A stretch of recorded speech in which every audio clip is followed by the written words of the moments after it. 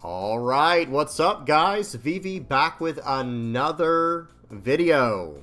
And in today's video, we got another blue yellow ace video. That's right. EB0, excuse me, EB02 is now live over here in the West, so we do have access to a brand new 5-cost blue ace, okay? We'll be exploring that in today's video a little bit. But there's also another thing I want to talk about. This is going to be a little bit of a shorter video for blue yellow ace. I've only got 3 games lined up on the sim, but in today's video, I really want to focus on establishing a win condition for the deck.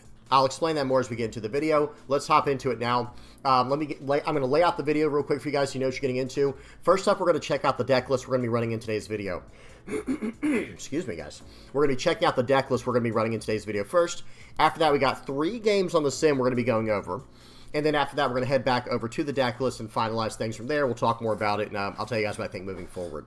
Okay, so you guys know what you're getting into. Let's hop straight into it. I will have everything timestamped in the general description, and I'll have all relevant deck lists and links and things like that in the comments section below. If you guys have any comments, questions, or suggestions, please do not hesitate to put those down in the comment section below, or hop on the VV Theory Discord. Link is in the channel description.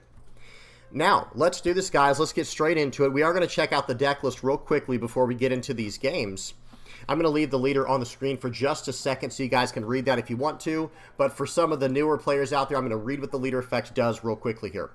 5,000 power, 4 life, blue-yellow leader, Whitebeard Pirates, Portgosti Ace. Dawn ×2, activate main, once per turn. Look at the top 5 cards of your deck and add up to 1 5-cost character to the top of your life face up. Then place the remaining cards at the bottom of your deck in any order. The order is actually very, very important for this deck. And then at the end of your turn, you're going to send all face-up cards in your life to the trash.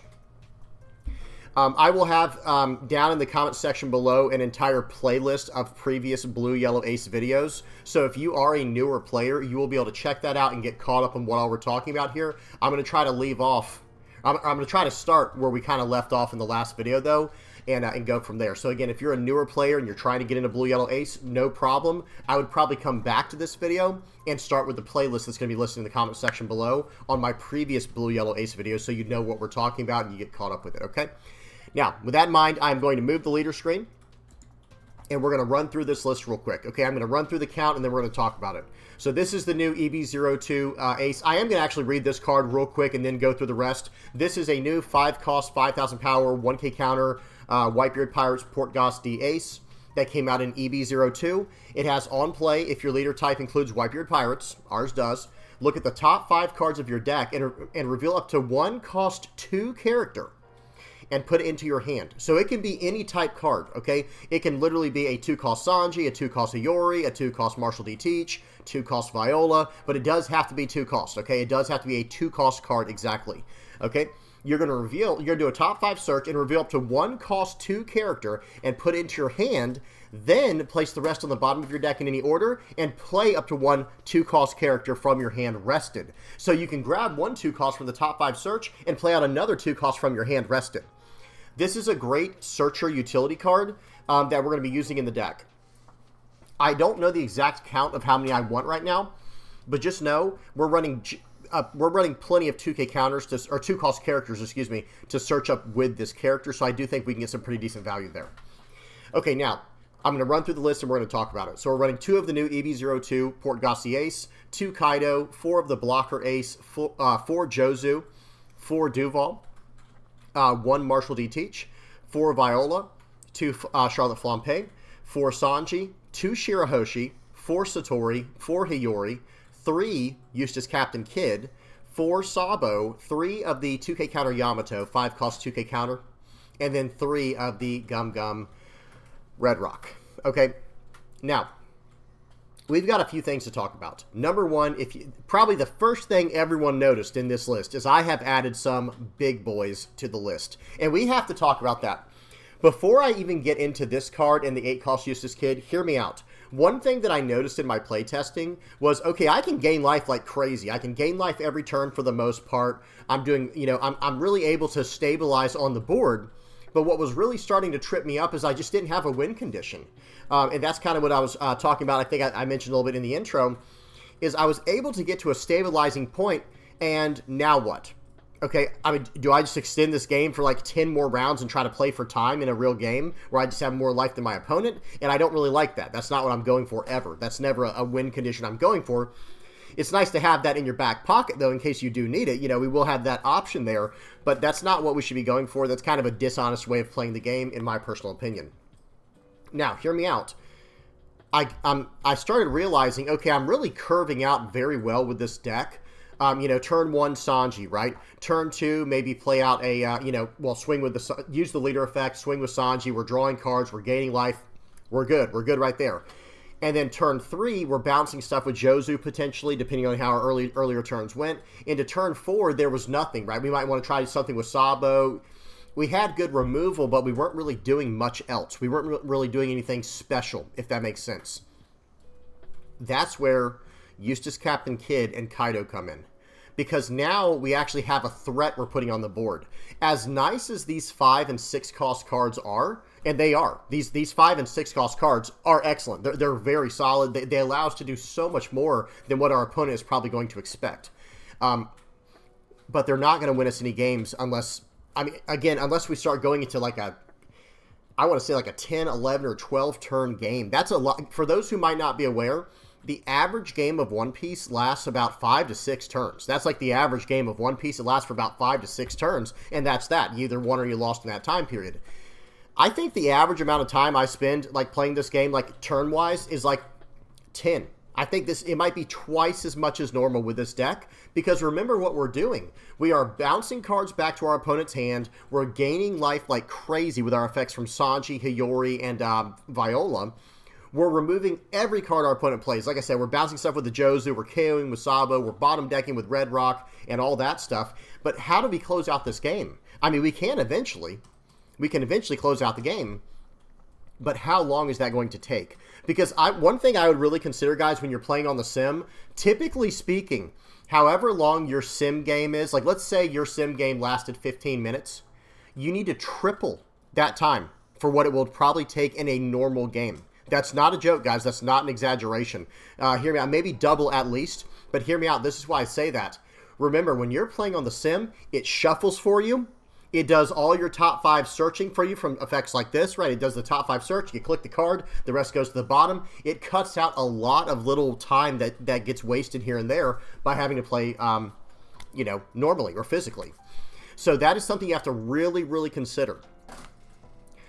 So with that in mind, it's like, okay, we have to find a way to close out this game. That's where I introduce Eustace Captain Kidd and Kaido to the deck. I'll talk about Kaido in a minute. This is an all-star. This is one of my new favorite cards in the deck. It will probably be in the thumbnail, guys. The thumbnail will probably be Kaido and Eustace Captain Kidd, but we'll talk about that in a minute. Eustace Captain Kidd I want to talk about first.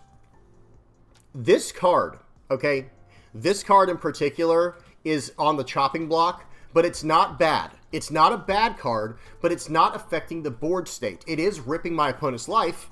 Okay, thumbs up. We like that. We're here for that, right? We love to see that. However,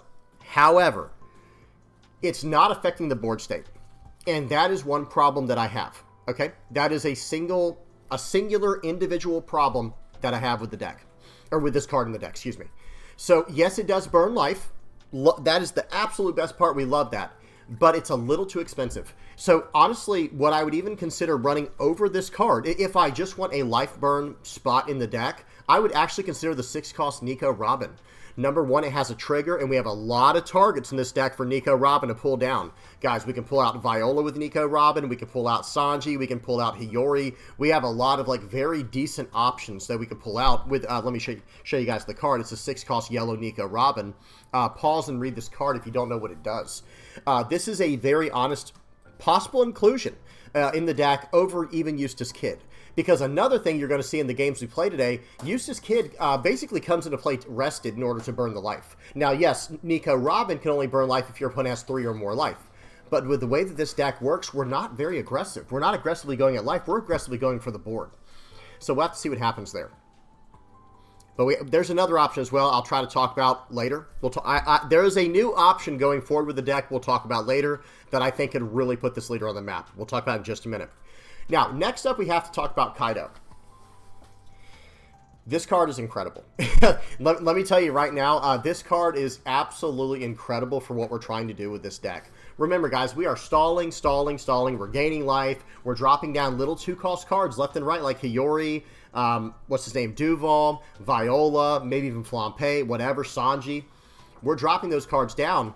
And then going to the late game very comfortably with a very nice life cushion and with lots of blockers down. And we're bouncing stuff with the Jozu. We're bottom decking stuff with the Red Rock, KOing stuff with the Sabo. Well, Kaido comes down on 10 Dawn. And remember, we do want to go second. Typically speaking, we do want to go second. That is our preference, is going second.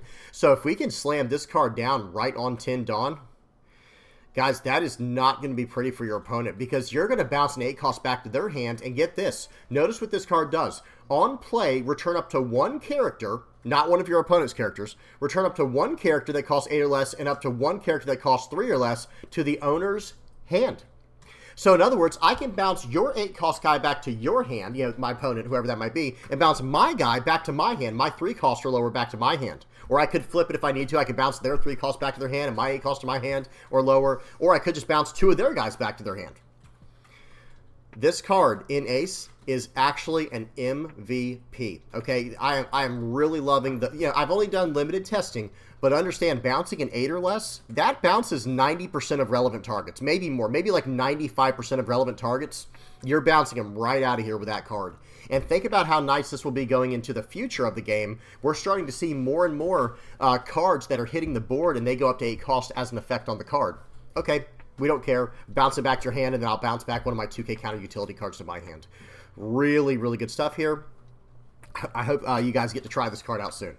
Okay, so that's it for this. This card will probably stay. I'm even considering going up to 3 Kaidos. The big boy Kaido here is here to stay, and he is a monster in this deck. He is very, very much a monster. Okay, that's it for that. We have to talk about one more thing. We have to talk about one more thing. This card right here. I don't know what the right call is yet. I don't know what the right call is between... So the question is Grav Blade or Red Rock. Let me show you guys, for those who are not aware, this is Gravity Blade right here. So the question is going to be this. Do we want the Gravity Blade or do we want the Red Rock? I think Red Rock is a little bit better right now. And I mean barely. It's just barely any better right now than what we're trying to do here, because there are certain cards that hit the board that we don't want to be on the board, like 9-cost Zoro, for example. Honestly, that's probably it. Honestly, that might be the main card to look out for. So if you don't expect to see many 9-cost targets on your opponent's side of the board, well, I don't know, actually even 10-cost Teach, 10-cost Shanks, it'd be nice if we can just one-shot that card, get it out of here, it's gone, right? There could be something to that. We'll have to see. But Gravity Blade Raging Tiger against the decks that go wide is one of the best cards in the game.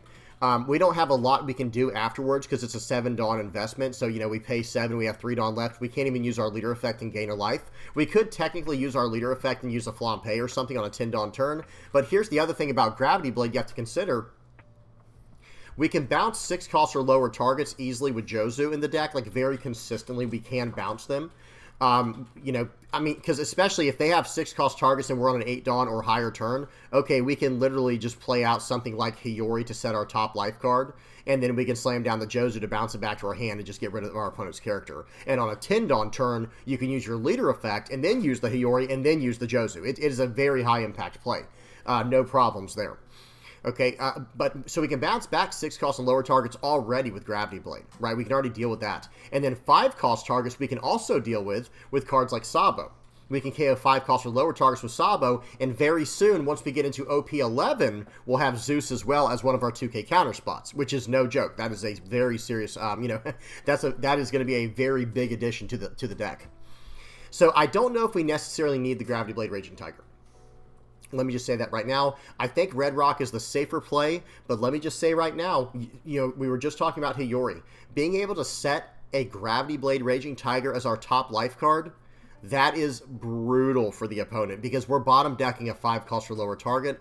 That's going to be very, very strong for us. We have to keep that in mind. We'll have to see what we want to do from there. Red Rock bottom decks a 4 or less, which is really good. You know, that is a really good interaction, but at the same time, It's mainly about the activate main on this card. Being able to bottom deck any character in the game is massive. I don't care how big it is. It can be a 9 cost, 10 cost, it can be an 11 cost character. It just doesn't matter. This just bottom decks a card.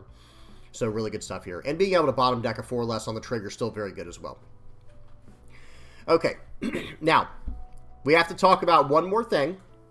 It is a very interesting combo that I've come across that I want to share with you guys, because I need your help.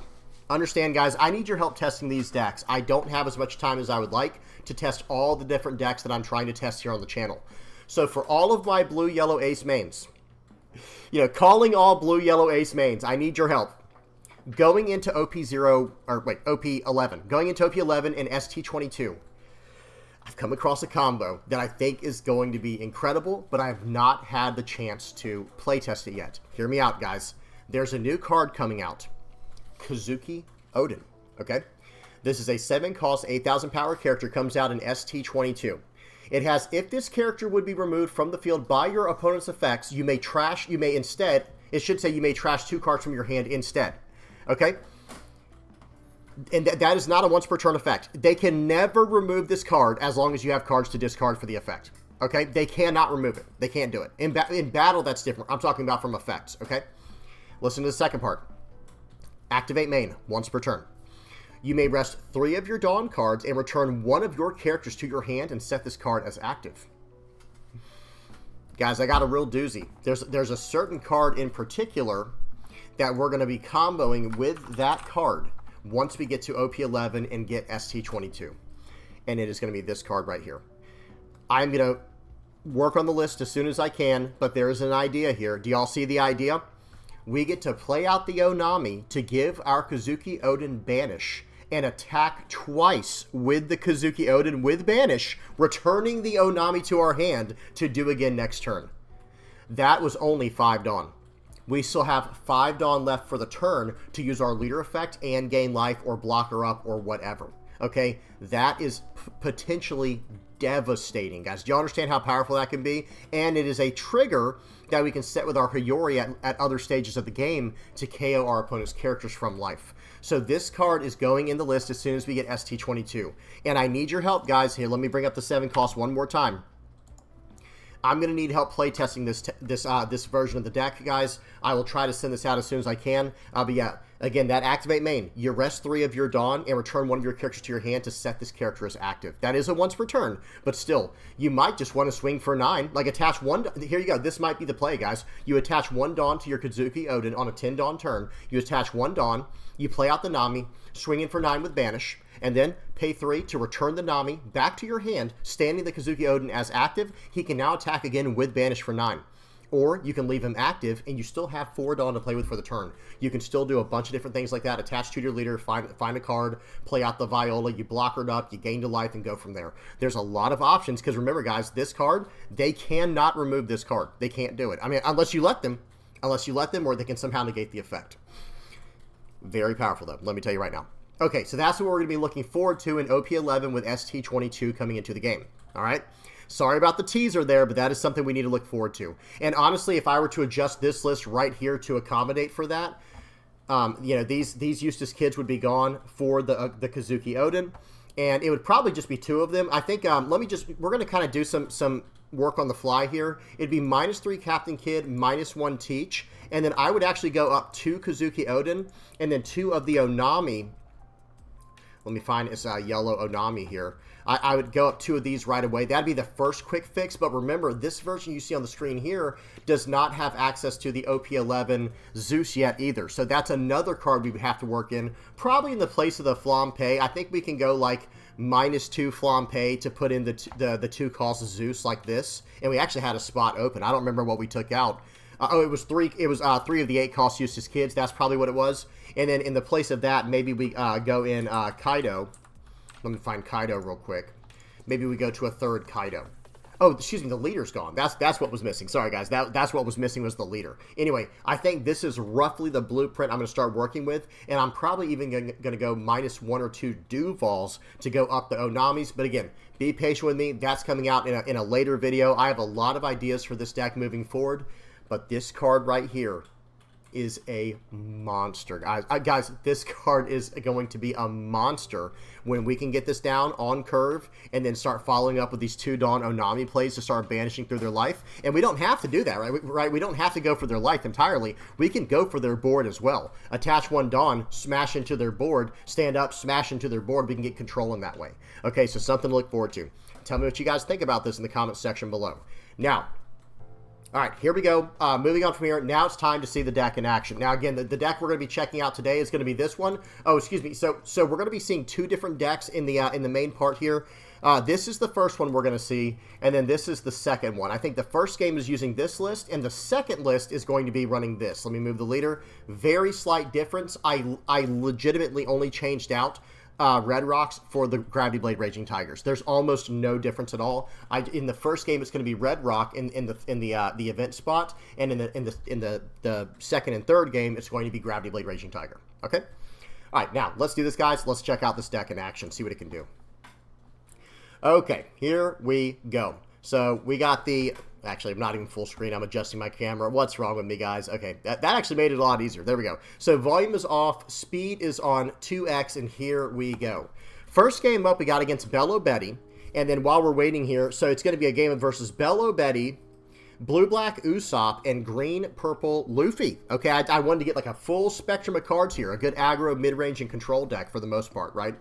I think most people would consider Blue-Black Usopp more of like a control deck, and Green-Purple Luffy has like an aggressive mid-range deck.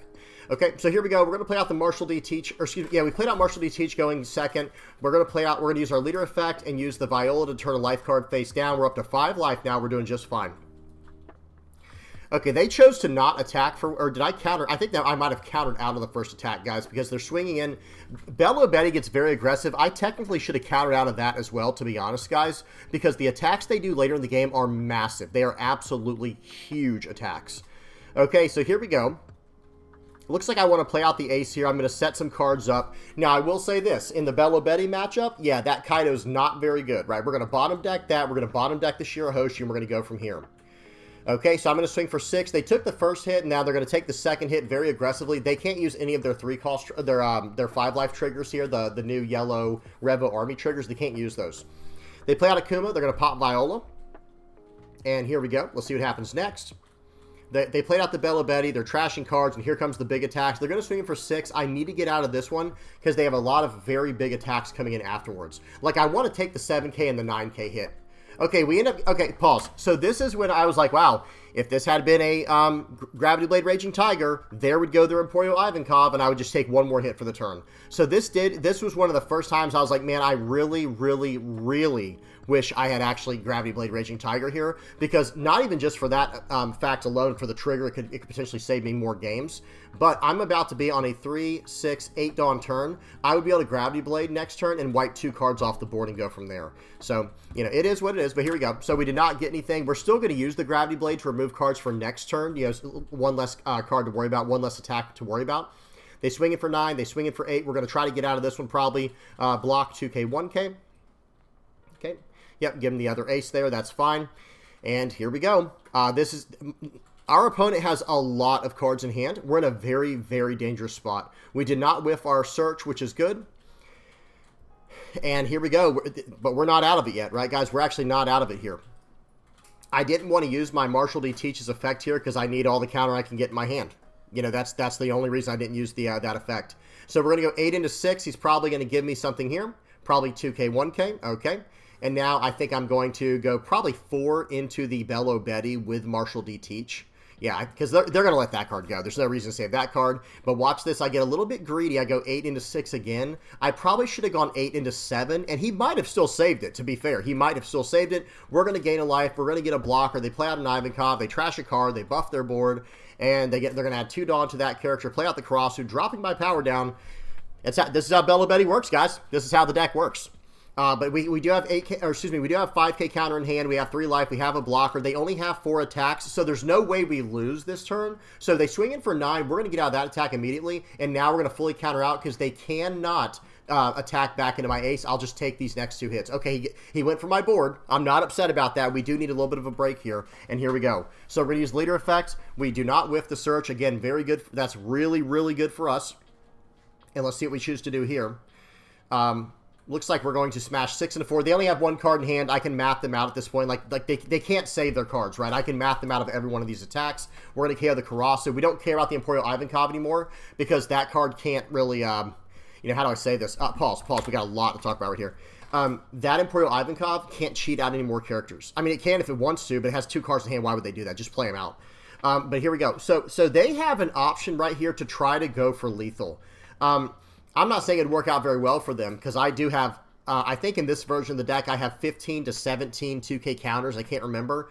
We have a lot of 2K counter power, but I still think if I were Bello Betty, I personally may have tried to go for lethal here because, I mean, number one, if they don't, I can just gain a bunch of life, right? That's literally what Blue Yellow Ace does. But who knows? We'll have to see what happens. All right. And plus, you can always just poke first, right? Because I almost feel like there was... Hang on, let me see if there was calculated lethal. If they swung for 7 with let's just say Bello Betty, the leader, swing 7 with Bello Betty, I'm down to 1 life. Then they can trash a card from their hand. Let's say it's the Karasu. Trash the Karasu from hand, and now their Ivankov and their Bello Betty get +3. So you attach 1 Dawn to your Ivankov and swing in for 9. And then all the rest goes on your Bello Betty, and that was only a 3 Dawn investment, and your Bello Betty is a 7. Or 5, excuse me. They're 5. So you can literally just go, okay, attach the remaining 7 Dawn and swing in for lethal. So I think they did have a mathematical lethal here. But hey, again, they're trying to play around triggers to the best of their ability. They already saw we're running Grab Blade. Or they already saw we're running Red Rock. We're running Yellow, so there could be a beige in here. There could be a trigger blocker. There could be anything in my life, and that's what I think they're trying to play around. I think that is the logic there. But again, I think if I were in that situation, I probably would have tried to go for lethal. That's just me. Okay? All right, so Kuma, they played that out. They have filled out their board, and they're going to try to go for lethal next turn. They're going to go 7 into 5. I obviously cannot counter out of that, and then I think they're just going to... Okay, they do attack it. See, now they end up attacking in. I'm like, okay, well, I'm going to take it now. There's no reason for me not to take it at this point, right? They're going to swing for 6. I take this one as well. And here we go. I'm going to eat up everything I can on the board. I'm going to KO whatever characters they have and go from there. All right, leader effect. We almost whiffed that. That would have been ugly. Then our plan would have gone away, right? So right here, we're going to have to play out the blocker, I think. Actually, I think we're going to have to just get rid of this board. Yep, that into there, that into there. So now they only get 3 attacks. I'll have a life, a blocker, and a dream, guys. That's about it. I can't talk right now. We will have a ton of 2K counter power, though. We're going to grab that card. We'll put it right back into life just in case we want to use the trigger. So now I have 4K counter in hand, and here we go again. I think my opponent doesn't know how to calculate lethal from this position. So understand, let me just... I've paused the video. We're going to calculate lethal right here. If I'm running Bello Betty, I am going to use my leader effect. And now I did set my life card, so they do have to play with that in their mind. So just understand, it's not that our opponent is a bad player. It's just they're forced to try to win this in whatever way they can, and they're trying to play around as much as they can. They're trying to play around as many problems from my life as possible. So right here, what I would have done, though, I would have probably tried to go for lethal, I'm not going to lie. And what I would have done was, okay, use my leader effect to make my Karasu and my Kuma 3,000 power more. So now my Karasu can swing 8 into my face, dropping me down to a 4,000 power character. I only have 2 cards in hand. I literally cannot get out of it, and they have not used even 1 Dawn. They have not used even 1 Dawn yet. So I have to take that or block it and then go from there, right? So that's where my mind's at, but let's see what they end up doing, because then after that, you can just go for lethal easily. Okay, they're going to -1 to my blocker. Okay, well, guess what? Now I know I can get it. If I 2K out of this, then I think I'm fine. Actually, hang on. I know my top card is a 2K counter, right? Because I set my life card to a 5-cost Satori. So I'm doing the math right now. They have 4 + 3. They have 7 Dawn left. I still think I should counter out of this, because then there's no way I can lose, but I also can get out of a 10K attack, this turn. Maybe he drew a non-Revo army card. So we do take it. We don't trigger it. Now he's going to trash the card, and he's going to go, okay, so 9 and 11. So the idea here is I think he should have just gone 10-10, by the way. That was his best bet, but I can get out of the 9, no problem, and we're going to have to go from there.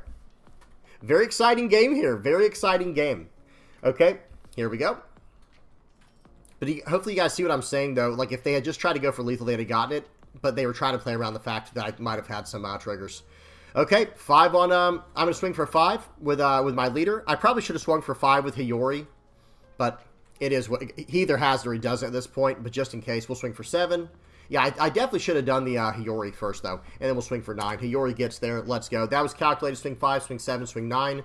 The only thing that could have stopped me there was a potential, some type of removal, like this Kuma. Look at the top card of his deck, guys. That was a Kuma.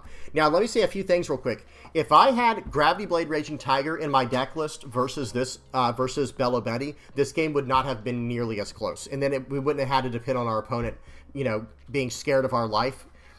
Then they would have actually just tried to go for lethal. Or, I don't know. I don't know what my opponent was trying to do. Obviously, I can't talk to them. But, guys, this was... Let me just say this.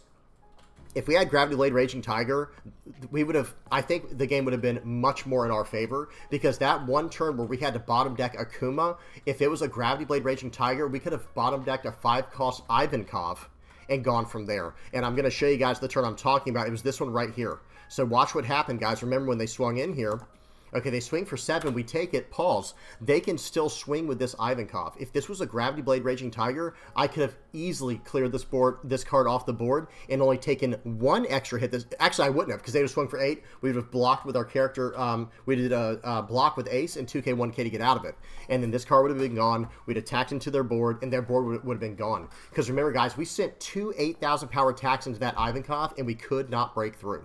So that was that is something to consider. If you plan on going against decks that are more aggressive to mid-range, then I have no doubt in my mind that this Gravity Blade Raging Tiger is just strictly better. But if you're going against more control decks, like maybe even like Shanks, Blackbeard, and stuff like that, then I would go over to Red Rock. So it's going to come down to what you expect to go against wherever you're playing. Okay?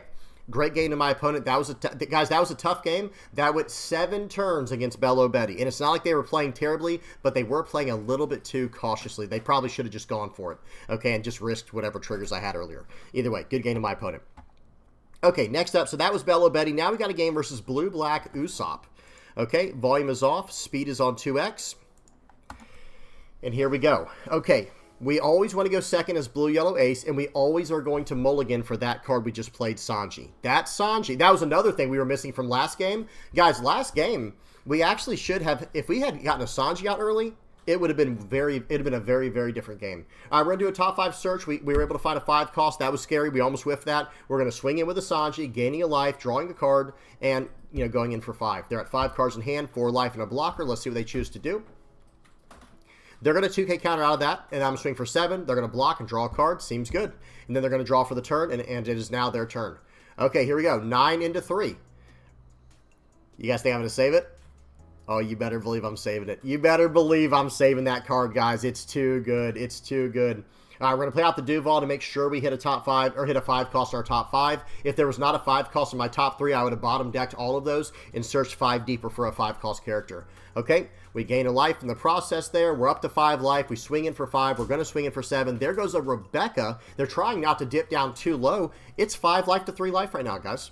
That's what that Sanji can do. That Sanji gave me 2 life and drew me 2 cards. So yes, I'm going to give them 3 cards to counter out of it. I'll give them 4 cards like I did the last turn. Now I can't anymore, right? We'll block out. He gets down to Kairos. Seems good. He chooses not to bounce the character, and there we go. Okay, we're going to swing in for 5. We're just going to poke him here. Just keep giving me cards from your hand, good sir. Seems good. We're going to play out the Eustace Kid, and we're going to burn one of their life. Now, watch this. This is the biggest problem with Eustace Kid in this deck. Like in the yellow Eustace Kid deck, this isn't a problem. I could have stood up in the turn and been fine and had a blocker. He just swung 14 into 9. I'm not going to block that card, right? For the most part, unless I had to, I'm really not going to try to save that card in that situation.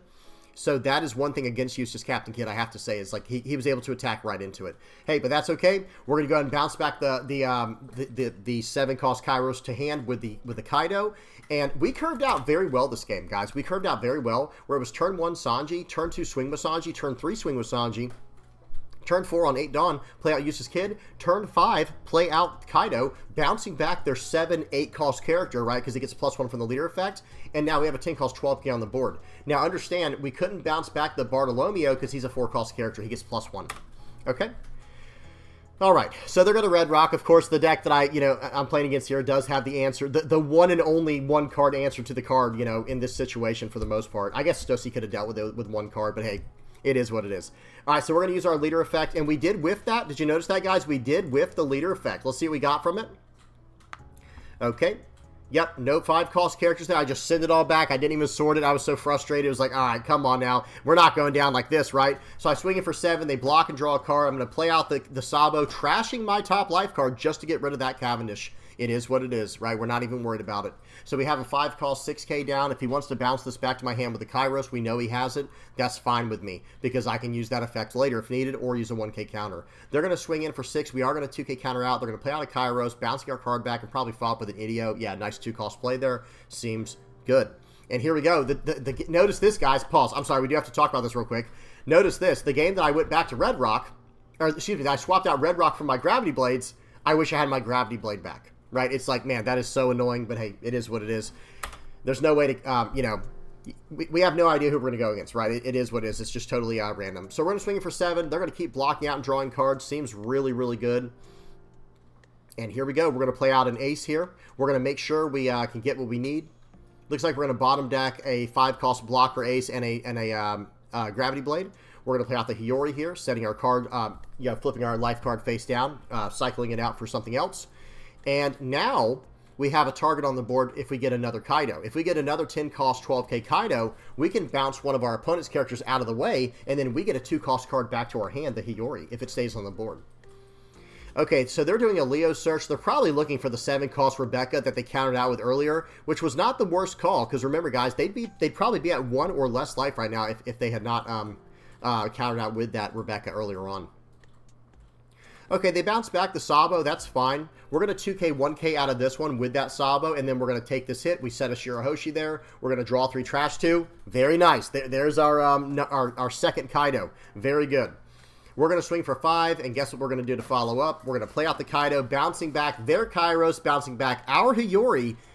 So good, guys. We just gained a way to gain life again this game.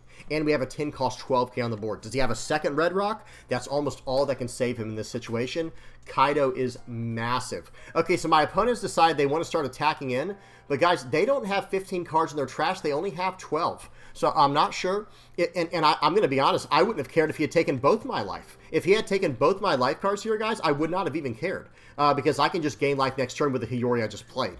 Right, so I would have taken that gladly and gone from there. They play out the Frankie, and we have a very solid turn lined up for them here, I think. I think we have a very, very solid turn lined up for them here. We're going to smash in for 5. Hey, you want to block? The answer is absolutely not. They draw a card, so now I'm going to bottom deck the Frankie now that he has 6 cards in hand, so he can't draw a card from it, and now we're going to smash everything into that Kaido. Excuse me, into the Kairos with Kaido. So that's going to be a 15 into 9. He would have had to give me 3 2K counters and a 1K to get out of that. Okay?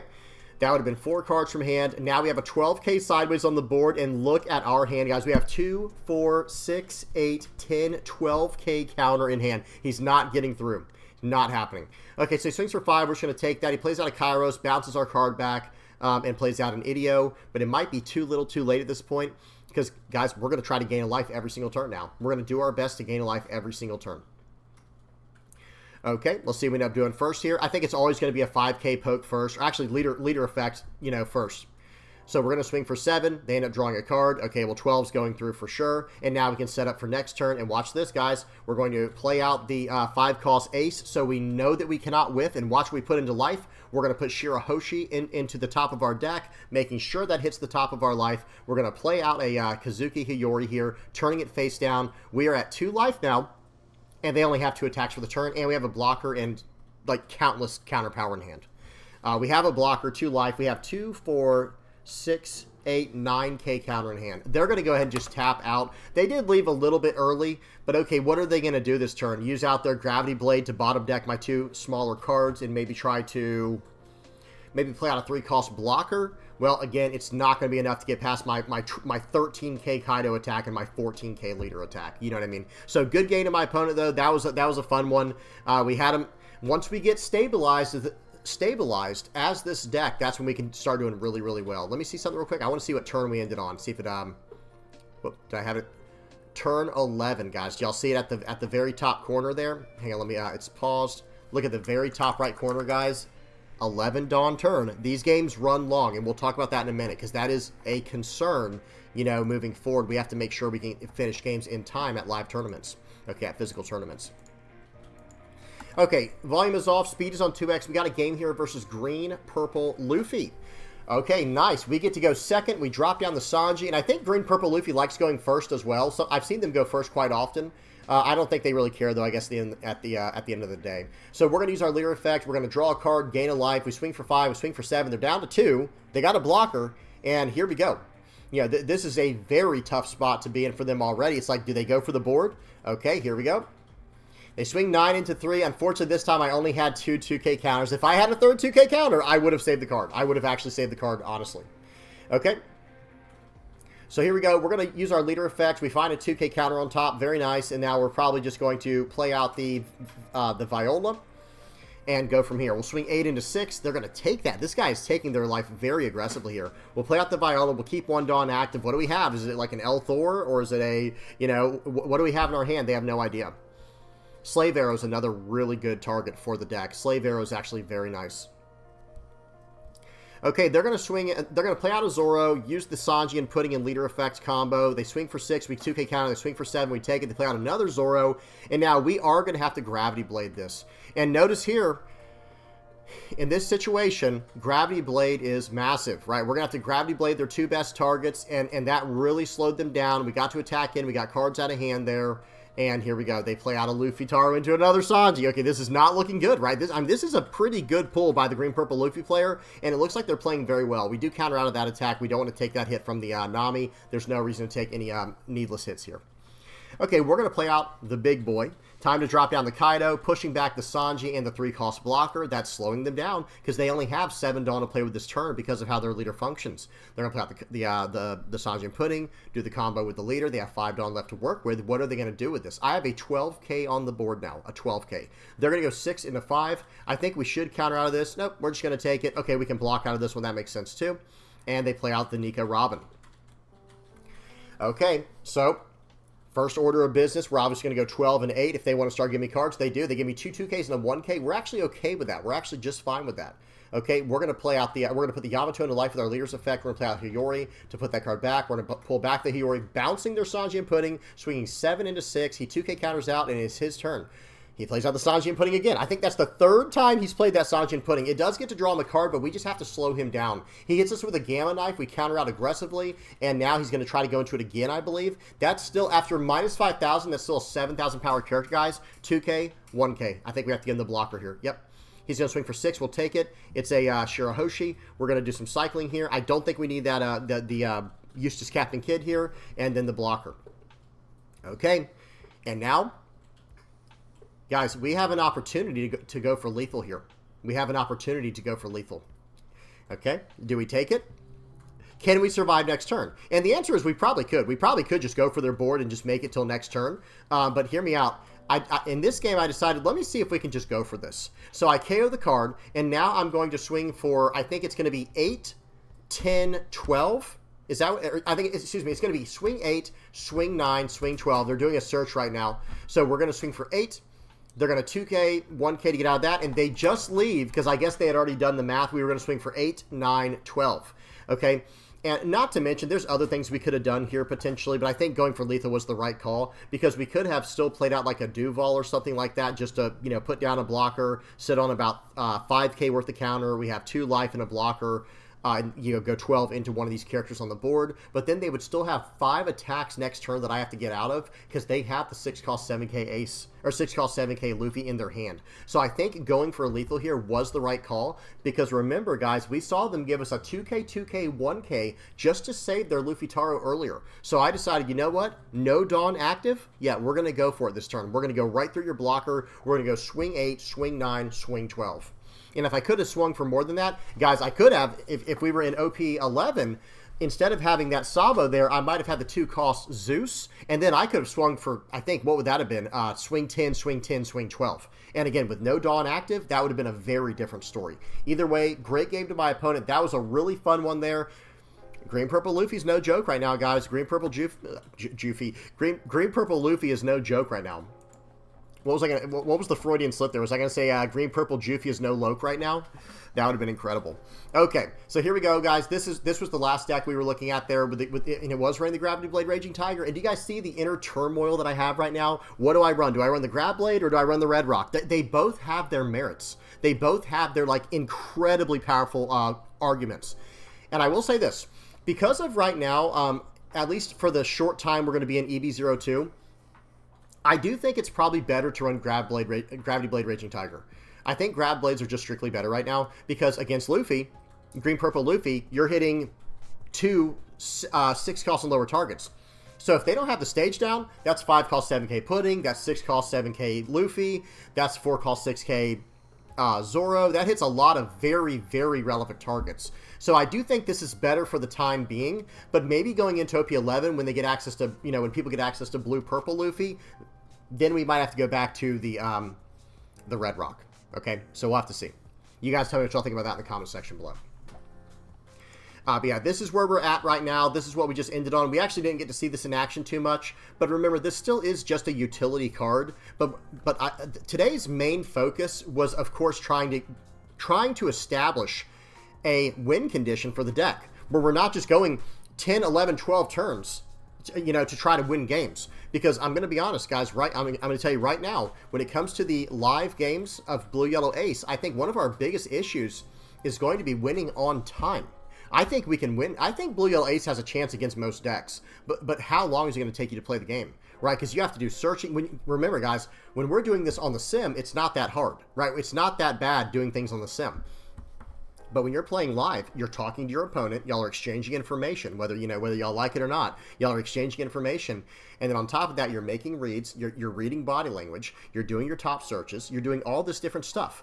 And understand right now that the biggest problem I'm coming across with this deck so far is, okay, what is our win condition? How do we actually close out these games? Because, okay, we have a deck that has control. We can gain life, we can draw cards, and we can remove almost anything. I mean, especially when we run Red Rock. We can remove anything. But how are we closing out our games? And that's going to be the new trick I think we have as Blue Yellow Ace players moving forward, as the Blue Yellow Ace community. Now, I understand there is like division, or not like division in a bad way, but there's like a separating line in the Blue Yellow Ace community. There's probably multiples like how there are in Red Yellow Sabo, where like you have some players who are stuck on the Goa Kingdom version, and you have some players who are stuck on like the Life Control version, like what we're seeing here. So the Goa Kingdom version doesn't have this problem. They're like, yeah, I just go face is the place, and I go 7,000 leader, and we go from there. Mate, no argument. I get it. Goa is a very fun way to play the deck. I don't have any argument against that. But for the players like me who want to play the more controlling side of it, we're going to have to lock in. We're going to have to focus up and lock in on how we're going to win these games in time. And that's why I was running the 8-cost Eustace Kid and the 10-cost Kaido. Now, some cards we have to consider moving forward. 2 8-cost cards over the Eustace Kid that I'm really very, very heavily considering is Katakuri, because he is an 8-cost character that comes into play as an 8,000 power body and bounces an 8-cost off the board. That is going to mirror what we're doing with Kaido. So it's like, okay, I play out an 8-cost, bounce your 8-cost. I play out a 10-cost, bounce your 8-cost. Get it out of here. Just get these cards out of here, and I'm dropping these massive bodies. Remember, guys, the only problem with Eustace Captain Kid is you're turning this card sideways on the turn you play it. That's how you burn the life, right? So it kind of loses some of its value, and it has 0 impact on the board the turn you play it. So I am leaning away from this card. Now, the other card, of course, I'm sure you saw it on here, is Monkey D. Luffy going into OP11. This card is outstanding. It's an 8-cost, 8,000 power character with Rush, and it has, when attacking, trash a card from your hand to return up to 1 character with a cost of 4 or less to the owner's hand. Then give up to 1 Rested Dawn card to your leader or a character. This card is really outstanding because it directly affects the board as soon as we attack with it, or as soon as we drop it down. It's just, boom, you play this card down and you start smashing in, and you can either A, bounce your opponent's character off the board, or B, bounce your character back to your hand and get further value from these Hayoris and these Violas. It is a very, very high value play that you can do. And another thing I do want to really focus on real quick before we move further is, The deck list is already very tight, but it would be really cool if we could fit this Marshall D. Teach into the deck, because then on our 8 Dawn turns, we would actually be able to use our leader effect and still gain life on that turn with the Marshall D. Teach. So think of it like this. Like, let's just say we play out Katakuri and bounce their character to hand, and it's a 10 Dawn turn. So say on a 10 Dawn turn, we spend 8 Katakuri, bounce your dude to your hand, then we use Marshall D. Teach to attach 2 Rested Dawn to our leader and put a 5 cost into our deck, so we know we're going to hit. And then we use our leader's effect, we put that 5 cost into our life, and then we play out a 2 cost Hiyori, or a 2 cost Viola, or a 2 cost Zeus when we get to OP 11 to be able to do things like that. So there's definitely some merit to try to fit Marshall D. Teach in the list. There is 100% some merit. And yeah, it's becoming very hard to mess around with. There's a lot of ideas bouncing around in my head. I will be updating this list as soon as OP 11 becomes live on the sim, because I already have a list ready to go. I'm going to tease you with that one. I'm going to leave you waiting with that one. I have a list already ready to go. But let me tell you right now, for the people who are curious, I'll tell you the 10 cards that are going to be in that list, because I think it's exactly 10. There's going to be Nami in there, a 5-cost Nami. There's going to be a 2-cost Zeus in there, and this card may or may not be in there. Okay, but I will say it may or may not be in here, to be honest, once I start doing the testing, because I'm leaning towards Katakuri a little bit, because guys, we can actually push one of our cards to life on a 10 Dawn turn. We can actually push one of our cards to life with this Katakuri, and then in the same turn, you know, play out for 2 Dawn Hiyori or Viola. In fact, with the turn we were just talking about with the Marshall D. Teach, there's potential with Teach to gain 2 life in 1 turn if we have Viola in our hand. So think about it. If we play out Katakuri and we push one of our cards to our life after we attacked with it or did whatever with it, we push a card back to our life with Katakuri, establishing an 8k body, then we attach 2 Rested Dawn to our leader with our Marshall D. Teach's effect, putting a 5-cost character on top of our deck, and then we use our leader's effect to put the 5-cost card into our life, and then for the remaining 2 Dawn of the turn, we play out the Viola to turn those cards face down, and we would have just gained 2 life and a blocker in 1 turn, and we just established an 8,000 power body, and we're going to swing for 7,000 with our leader. So there's a lot to be said there. I think there's a lot of potential. Okay, all right, I'm done. I'm done yapping. We only had 3 games, but man, I'll tell you what, these Blue Yellow Ace games, they run very long. I think we had 2 11-turn games and a 7-turn game or something like that. It's crazy. Well, no, hang on. I think it was 2 7-turn games and an 11-turn game, something like that. All right. Either way, that was fun. Hope y'all enjoyed. Please don't forget to like and subscribe. Tell me what y'all think in the comment section below. Wait, that's the wrong slide. There we go. Tell me what y'all think in the comment section below. I'm really curious to hear what y'all have to say. What y'all think about Kaido? Are there any other big characters you're thinking about adding that we could potentially add to the list? Because we need to work on our win condition as the blue-yellow life gain ace version of the deck. Do we need to start considering going full on with the Whitebeard Pirates package? Because guys, that 7-cost, the 7-cost, what's his name, Kazuki Odin plus Nami combo, that could go absolutely wild with Blue Yellow Ace. We'll have to see what happens. All right, y'all tell me what y'all think in the comment section below. Hope y'all enjoyed. Guys, if you're liking, subscribing, sharing, commenting, viewing, using my TCG Player affiliate link, donating through Patreon or PayPal, becoming Playmat supporters, YouTube members, or Discord, or becoming a part of the Discord community, I really appreciate it. Thank you guys so much. This community's been absolutely incredible. It's been absolutely amazing. I really appreciate each and every one of you guys. Keeping the dream going, keeping the channel going. You guys are awesome. All right, I'm done. Hope y'all enjoyed. Till next time, peace.